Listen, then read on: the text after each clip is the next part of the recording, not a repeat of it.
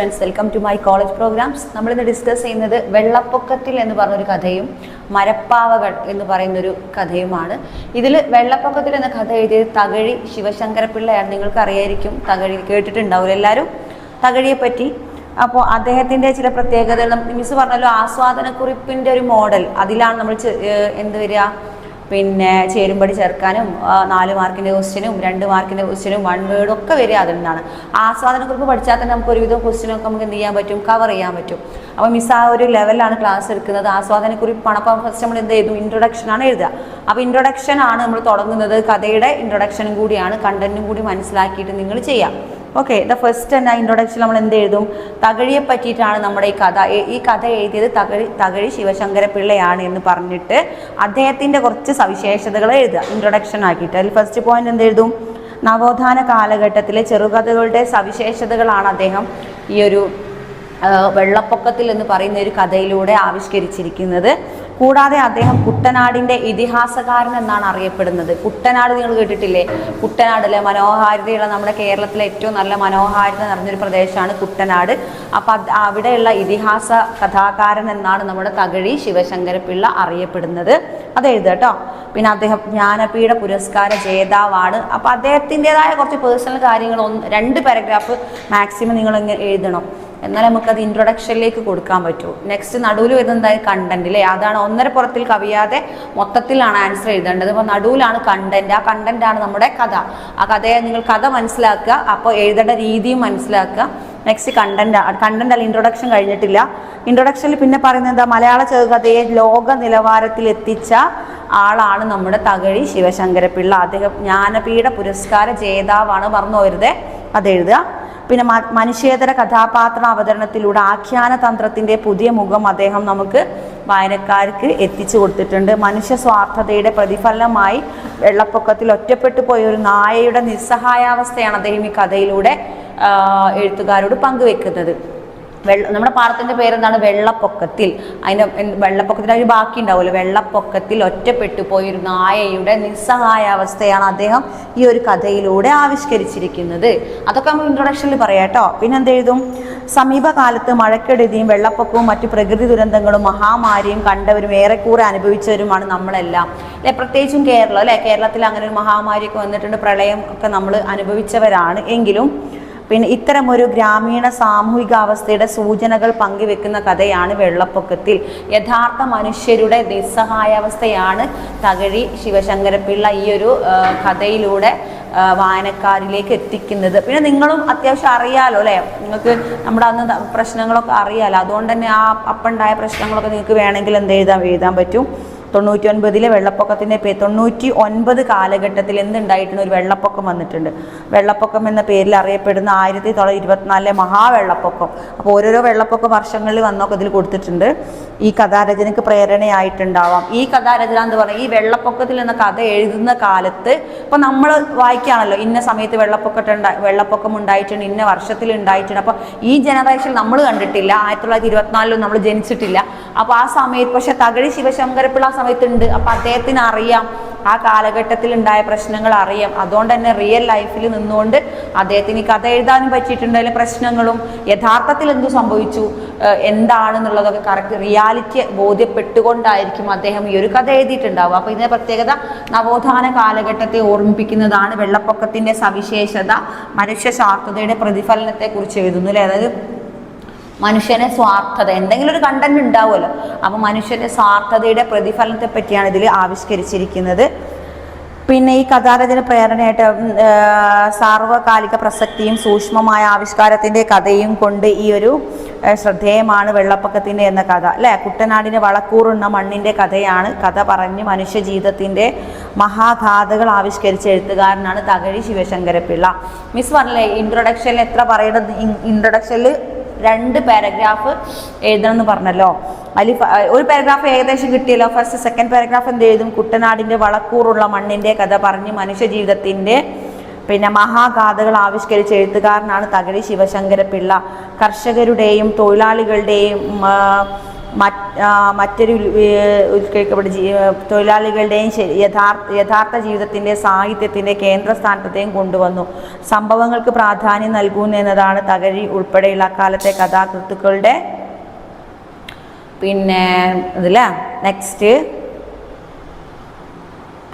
ഈ രീതിയിൽ നിന്ന് പിന്നീട് വന്ന തലമുറ കുറേ മാറി വഴി ഏതെങ്കിലും കഥാപാത്ര ആവിഷ്കരണം സ്വീകരിക്കാൻ തുടങ്ങി. എന്താണ് പിന്നീട് വന്ന എഴുത്തുകാരൊന്നും ഇത്ര യാഥാർത്ഥ്യ ബോധത്തോടെ എഴുതപ്പെട്ടിട്ടില്ല എന്ന് പറയപ്പെടുന്നു. കൂടാതെ വെള്ളപ്പൊക്ക ദുരിതത്തിൽപ്പെടുന്ന ജീവിതാവസ്ഥകളുടെ ആഖ്യാനമാണ് ഈ നായയുടെ കേന്ദ്ര കഥാപാത്രമായി അവതരിപ്പിക്കുന്ന വെള്ളപ്പൊക്കത്തിൽ എന്ന കഥയുടെ കഥാകൃത്ത് ചെയ്യുന്നത്.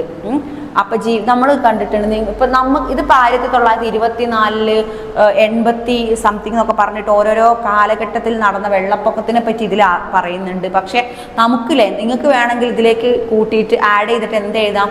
വയനാട് കഴിഞ്ഞ വർഷമല്ലേ ഉണ്ടായത് വെള്ളപ്പൊക്കം അല്ലേ? 2023 തോന്നുന്നു, 23-24 അറിയില്ല. അപ്പോൾ ആ വെള്ളപ്പൊക്കത്തിൽ പെട്ടെന്ന് ഉരുൾപൊട്ടൽ ഉണ്ടായിട്ട് കുറേ കുടുംബങ്ങൾ ഒലിച്ചു പോയല്ലോ, വയനാട് ദുരന്തം. അപ്പോൾ അതൊക്കെ വേണമെങ്കിൽ നിങ്ങൾക്ക് എഴുതാം അല്ലേ? അത് ഓരോരുത്തർ മഴവെള്ളത്തിൽ ഒലിച്ചു പോയത് ഓരോരുത്തരെ സംരക്ഷിക്കും. വിവാഹ തീയതി ഉറച്ചു വെച്ച വരനും വധുവും അകന്നു അല്ലേ? വരൻ മരിച്ചു, വധു രക്ഷപ്പെട്ടു, അമ്മ മരിച്ചു, കുഞ്ഞു രക്ഷപ്പെട്ടു. അങ്ങനെ പലതരം അനാഥ ബാല്യങ്ങളും, അനാഥരായ അച്ഛനും അമ്മ, അനാഥരായ കുട്ടികൾ, ഭർത്താവ് ഭാര്യയില്ലാതെ ഭർത്താവില്ലാതെ ഭാര്യ, അങ്ങനെ ഓരോരോ കുടുംബത്തിൽ നേരിട്ട് കണ്ട അനുഭവങ്ങളൊക്കെ ഉള്ള ആൾക്കാർ ഇതിലുണ്ടാവും അല്ലെ? ചിലപ്പോൾ ആ ഒരു പ്രളയത്തിലൊക്കെ പോയി പങ്കെടുത്തിട്ടുള്ള ആളുകളും ഈ ഒരു കഥ വായിക്കുന്നുണ്ടാവും. അപ്പോൾ മിസ്സിനേക്കാളുപരി നല്ല അറിവൊക്കെ ഉള്ള ഇതിനെപ്പറ്റിയൊക്കെ എഴുതാൻ പറ്റുന്ന വിശാലമായി തന്നെ നല്ല ഹൃദയസ്പർശിയായി അവതരിപ്പിക്കാൻ പറ്റിയ കുറേ ആളുകൾ ഈ ക്ലാസ് കേൾക്കുന്നുണ്ട്. അപ്പോൾ നിങ്ങൾക്ക് നിങ്ങളുടേതായ ഭാഷയിൽ വെള്ളപ്പൊക്കത്തിൻ്റെ ഈ ദുരന്തത്തെക്കുറിച്ചൊക്കെ വേണമെങ്കിൽ ഒരു പാരഗ്രാഫ് എക്സ്ട്രാ മനുഷ്യന് അനുഭവിക്കുന്ന വേദനകളും വിഷമങ്ങളൊക്കെ ഒരു വെള്ളപ്പൊക്ക ദുരന്തം ഉണ്ടായാൽ മതി. എങ്ങനെ നോക്കും? ശാസ്ത്രീയപരമായി നോക്കുമ്പോൾ അത് ഉരുൾപൊട്ടലോ അതിൻ്റെ സംഭവങ്ങളൊക്കെ അല്ലേ? അല്ലാതെ നോക്കുമ്പോൾ മനുഷ്യൻ പ്രകൃതിയോട് എന്ത് ചെയ്യുമ്പോൾ മാലിന്യം അല്ലേ? നമ്മളെന്താ പ്ലാസ്റ്റിക് കത്തിക്കുന്നു, വായുമലിനീകരണം, മരം വെട്ടുന്നു, വൃക്ഷങ്ങളെ നശിപ്പിക്കുന്നു, മനുഷ്യന് ഒരു ബിൽഡിംഗ് വരുന്നു, വയലേലകളൊക്കെ ഇതാക്കി അവിടെ നിർമ്മാണ പ്രവർത്തനങ്ങൾ നടത്തും, കോൺക്രീറ്റ് കെട്ടിടങ്ങൾ ഉയരുന്നു, അങ്ങനെയുള്ള വയലുകളൊക്കെ നികത്തുന്നു. അങ്ങനെ ചെയ്യുന്ന മനുഷ്യൻ്റെ ഓരോ പ്രകൃതി നൽകുന്ന ഒരു പക്ഷേ തിരിച്ചടിയാവാം വെള്ളപ്പൊക്കം എന്ന രീതിയിലും വെള്ളപ്പൊക്കത്തിനെ നിങ്ങൾക്ക് ഇവിടെ ആവിഷ്കരിക്കാവുന്നതാണ്. കൂടാതെ നമ്മുടെ കഥ എന്താണ്? ഒരു വെള്ളപ്പൊക്കത്തിൽപ്പെട്ട ഒരു നായയുടെ കഥയാണ് നിങ്ങൾക്ക് പറഞ്ഞിട്ട് കണ്ടന്റിലേക്ക് വരാം. അപ്പോൾ 1.5 പുറത്തിൽ കവിയാതെ എന്നുള്ള സുഖസുന്ദരമായിട്ട് നിങ്ങൾക്ക് മാർക്ക് സ്കോർ ചെയ്യാൻ പറ്റുന്ന ഒരു ഏരിയയാണ് അല്ലേ? അപ്പം എന്താ നോക്കും? കുട്ടനാടിൻ്റെ കഥാകാരൻ എന്നറിയപ്പെടുന്ന, അപ്പം കുട്ടനാടിൻ്റെ കഥാകാരൻ ചേരുംപടി ചേർക്കാൻ വരും, അത് എഴുതട്ടോ. കുട്ടനാടിൻ്റെ കഥാകാരൻ എന്നറിയപ്പെടുന്ന തകഴിയുടെ ഏറ്റവും ശ്രദ്ധേയമായ ചെറുകഥയാണ് വെള്ളപ്പൊക്കത്തിൽ. കുട്ടനാട്ടിൽ ഇടയ്ക്കിടയ്ക്ക് ഉണ്ടാകുന്ന വെള്ളപ്പൊക്കത്തിൻ്റെ കെടുതികളാണ് തകഴി കഥയിൽ വിഷയമാക്കിയത്. കുട്ടനാട്ടിൽ ഇടയ്ക്കിടയ്ക്ക് ഉണ്ടാകുന്ന വെള്ളപ്പൊക്കത്തിൻ്റെ കെടുതികൾ. കുട്ടനാട് എന്താണ്? നിറയെ വയലേലകളും നിറയെ വെള്ളമുള്ള അല്ലെ? തോണി, മീൻ പിടിക്കുന്ന ആളുകൾ അല്ലേ? ആദ്യം അവിടെ വരുമാന മാർഗ്ഗം മീനാണ് അല്ലേ? കുട്ടനാടിൽ ഇഷ്ടംപോലെ ബോട്ട് സർവീസ് ഉണ്ട്, ഹൗസിംഗ് ബോട്ട് സർവീസ് ഉണ്ട്. അല്ലേ? കുട്ടനാട് എന്ന് പറഞ്ഞാൽ നല്ല മനോഹരമായ പ്രദേശമാണ്. എങ്കിലും ആ മനോഹാരിത എപ്പോഴാണ് പേടിപ്പെടുത്തുന്നത്? ഭയാനകതയായി മാറുന്നത് എപ്പോഴാണ്? വെള്ളപ്പൊക്കം, അതായത് പെരും മഴക്കാലത്താണ് ഇത് വെള്ളം പൊന്തുന്നത്, ജനങ്ങളുടെ വീടൊക്കെ ഒലിച്ചു പോകുന്നു അല്ലേ? അപ്പം വെള്ളപ്പൊക്കത്തിൽ മുങ്ങി കര കവിഞ്ഞ് വെള്ളം വന്നതോടെ ആളുകൾ വീട് വിട്ടു ഓടിപ്പോയി. ഏറ്റവും പൊക്കത്തിൽ ചെയ്യുന്ന ക്ഷേത്രത്തിലാണ് അവർ അഭയം പ്രാപിച്ചത്. ജീവഭയം ഉണ്ടായപ്പോൾ പകയും വിരോധവും എല്ലാം മറന്ന് എല്ലാവരും ഒന്നായി മാറിയ ഒരു സംഭവം അല്ലേ? കുട്ടികളും മുതിർന്നവരും വളർത്തുമൃഗങ്ങളും എല്ലാം ക്ഷേത്രത്തിൽ ശത്രുത വിളിഞ്ഞ് ഐക്യമത്യയോടെ കഴിയുന്നു. ചേനൻ പറയൻ്റെ കുടിലും വെള്ളം കയറി. അയാൾ പറയേയും കുട്ടികളെയും പൂച്ചയെല്ലാം വെള്ളത്തിൽ കയറി രക്ഷപ്പെട്ടു പോയി. പക്ഷെ അയാളുടെ വളർത്തുപട്ടിയെ മാത്രം അയാൾ കൊണ്ടുപോകാൻ മറന്നു. വെള്ളത്തിലകപ്പെട്ട നായയുടെ ദയനീയാവസ്ഥയാണ് കഥയിലെ കേന്ദ്ര പ്രമേയം. നാട്ടിലെ ഏറ്റവും പൊക്കം കൂടിയ സ്ഥലത്തുള്ള ദേവന്റെ വിഗ്രഹം വെള്ളത്തിലാണ്. വെള്ളപ്പൊക്കത്തിനിരയായ പട്ടിയുടെ അനുഭവങ്ങൾ, യജമാന ഭക്തി, മരണം എന്നിവയാണ് ഇതിൽ പറയുന്നത്. മാത്രമല്ല പൂച്ച, ആട്, പശു, തവള, മത്സ്യം, മുതല, ഈച്ച, ഉറുമ്പ്, നീർക്കോലി, കോഴി, കാക്ക, പച്ചക്കിളി, പറവകൾ തുടങ്ങി ജന്തുലോക വൈവിധ്യം മുഴുവനും ഈ ഒരു കഥയിലൂടെ പരാമർശിക്കപ്പെടുന്നു. പിന്നെ എന്ത് ചെയ്തു? അങ്ങനെ പേമാരി വീണ്ടും ശക്തമാവുമ്പോൾ ആ ഒറ്റപ്പെട്ടു പോയ പട്ടി യജമാനനെ പ്രതീക്ഷിക്കുന്നു. അപ്പോഴും പട്ടി യജമാനെ പ്രതീക്ഷിച്ചുകൊണ്ട് ഇങ്ങനെ നിൽക്കുകയാണ്. അങ്ങനെ അവസാനം വെള്ളം പോയി പട്ടി കൂരക്ക് മുകളിൽ കയറി നിന്ന് ദീനശബ്ദം കരഞ്ഞു. പുരയുടെ 4 പാട് ഓടി നടന്ന് മണപ്പിച്ച് നോക്കി തളർന്ന് ദീനമായി നരങ്ങി പട്ടി എന്ത് ചെയ്യുന്നു? കായലാലിൻ വളരെ കാലം സ്നേഹിക്കുകയും സേവിക്കുകയും ചെയ്ത നായക്ക് ഒരു ആപത്ത് വന്നപ്പോൾ ഉപേക്ഷിച്ച യജമാനി ഒരിക്കലും സ്നേഹിക്കയില്ല എന്ന് നായ പറയുന്നുണ്ടോ. മനുഷ്യൻ്റെ നന്ദികേടാണ് ഇവിടെ കാണിക്കുന്നത്. ഇതിനിടയിൽ അകലെയുള്ള വെള്ളം പോകുന്നത് കണ്ട് അവൻ വാലാട്ടുകയും ശബ്ദമുണ്ടാ പട്ടി പ്രാണവെപ്രാളത്തോടെ നിരന്തരം മോങ്ങി തൻ്റെ നിസ്സഹായാവസ്ഥ അറിയിക്കാൻ വെള്ളത്തിലൂടെ ഒഴുകുന്നവൻ അത് ശ്രദ്ധിച്ചിരുന്നു. ഇതിനിടെ വാഴക്കുല മോഷ്ടിക്കാൻ എത്തിയവരെ നേരിട്ട് തൻ്റെ യജമാനോടുള്ള കൂറ് പുലർത്താൻ ആ സാധുമുഖം ശ്രമിച്ചു. അവൻ്റെ കണ്ണുകളിൽ ആരെയും കരയിക്കുന്ന നിസ്സഹായ ഭാവം, കരയിക്കുന്നൊരു വിശപ്പിൻ്റെയും മരണത്തിൻ്റെയും ഇടയിൽ ഒരു പശു ഒഴുകി വരുന്നുണ്ട്. അത് പിടിയെഴുപ്പി തിന്നാൻ തുടങ്ങി. പെട്ടെന്ന് ഒരു മുതൽ അവൻ്റെ അങ്ങനെ ചേന്നൻ്റെ പട്ടിയുടെ വളരെ കാലം യജമാൻ സ്നേഹിക്കുന്ന അപ്പം ആ നായെ വളരെ കാലം സ്നേഹിക്കുകയും സേവിക്കുകയും ചെയ്ത യജമാനൻ്റെ നിസ്സഹായാവസ്ഥ കൊണ്ടാണ് ഉപേക്ഷിക്കേണ്ടി വന്നതെങ്കിലും മനുഷ്യൻ്റെ ഈ ഒരു സ്വാർത്ഥതയും സ്നേഹശൂന്യതയുമാണ് ഈ കഥയിൽ കാട്ടിത്തരുന്ന. ആപത്തിൽ തന്നെ ഉപേക്ഷിച്ച മനുഷ്യനെ പ്രത്യുപകാരം ചെയ്യാത്ത മനുഷ്യനെ ഒരിക്കലും സ്നേഹിക്കുകയില്ലെന്നും പറയുന്നു. തകഴി ശിവശങ്കരപ്പിള്ളയുടെ കൃതികളുടെ പ്രത്യേകത എന്താ? സമൂഹത്തിലെ ഇങ്ങനെയുള്ള അവസ്ഥകളെ നേരിട്ട് പരിചയപ്പെടുത്തി തരുന്നൊരു കാര്യമാണ് അല്ലേ. അന്യ ഉപദേശ കഥകളും ജന്തു കഥകളും എക്കാലത്തും വായനക്കാരെ ആകർഷിച്ചു. മനുഷ്യരല്ലാത്ത മൃഗങ്ങളെ കേന്ദ്ര കഥാപാത്രമാക്കിയിട്ടാണ് അദ്ദേഹം ജനങ്ങളിലേക്ക് എത്തുന്നത്. അപ്പോൾ ഇതാണ് നമ്മുടെ വെള്ളപ്പൊക്കത്തിൽ എന്ന കഥ. നെക്സ്റ്റ് മരപ്പാവകൾ. എന്താണ് ഈ മരപ്പാവകൾ എന്ന കഥ എഴുതിയത് ആരാണ് നമുക്ക് നോക്കാം അല്ലേ.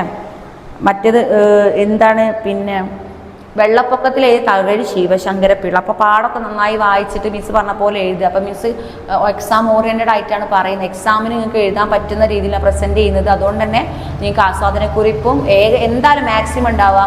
ആസ്വാദനക്കുറിപ്പ് എഴുതാനുണ്ടാവും, പാരഗ്രാഫ് ക്വസ്റ്റ്യൻ ഉണ്ടാവും, 1 വേർഡ് ഉണ്ടാവും, ചേരുമ്പടി അത്രേ ഉണ്ടാവുള്ളൂ. അതന്നെ നിങ്ങൾക്ക് ഈ ഒരു പാഠം മുഴുവനും മിസ് ആ ഒരു ലെവലിൽ പറയുമ്പോൾ നിങ്ങൾക്ക് എല്ലാം ചെയ്യാൻ പറ്റും. നെക്സ്റ്റ് മരപ്പാവകൾ എഴുതിയത് കാരൂർ നീലകണ്ഠപിള്ള.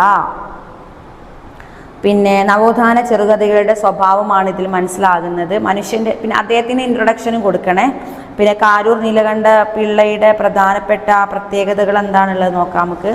മനുഷ്യബന്ധങ്ങളിലെ ആഴങ്ങളിലേക്ക് ഇറങ്ങിച്ചെല്ലുകയും അനുഭവങ്ങളുടെ മഹാവിപിനങ്ങളുടെ സാഹസിക സഞ്ചാരം നടത്തുകയും ചെയ്ത കഥാകാരനാണ് കാരൂർ ശിവശങ്കരപ്പിള്ള. ഇതിന് അദ്ദേഹത്തിൻ്റെ കാലാവർത്തിയ ആസ്വാദക ലോകങ്ങൾക്ക് പിന്നെ അദ്ദേഹത്തിൻ്റെ കഥാശില്പങ്ങൾ കൊണ്ട് കുറേ എന്തുണ്ടായിട്ടുണ്ട്, നല്ല നല്ല പിന്നെ കഥാശില്പങ്ങളും കാലാധിഷ്ഠിതമായ വായനയെ അർത്ഥസാന്ദ്രമാക്കാനുള്ള ആന്തരികോർജ്ജം അവയ്ക്ക് കിട്ടിയിട്ടുണ്ട്. ഓക്കെ, പിന്നെ അദ്ദേഹത്തെ പറ്റി ഇൻട്രൊഡക്ഷൻ എന്താ എഴുതേണ്ടത് എന്ന് വെച്ചാൽ പിന്നെ മലയാള ചെറുകഥാ സാഹിത്യത്തിൻ്റെ വളർച്ചയിൽ നിർണായകമായ പങ്ക് വഹിച്ച ആളാണ് കാരൂർ നീലകണ്ഠപിള്ള. മനുഷ്യസ്നേഹത്തിൻ്റെയും ഗ്രാമീണ വിശുദ്ധിയുടെയും കഥകൾ, മനുഷ്യസ്നേഹത്തിൻ്റെയും ഗ്രാമീണ വിശുദ്ധിയുടെയും കഥകളാണ് കാരൂർ നീലകണ്ഠപിള്ള പറയുന്നത്. മലയാള ചെറുകഥയിലെ എക്കാലത്തെയും രാജശില്പിയാണ് അദ്ദേഹം. ലളിതമായ ഭാഷയും ഹൃദ്യമായ അവതരണവുമാണ് അദ്ദേഹത്തിന് തുടങ്ങി ഇൻട്രൊഡക്ഷൻ കൊടുക്കുക.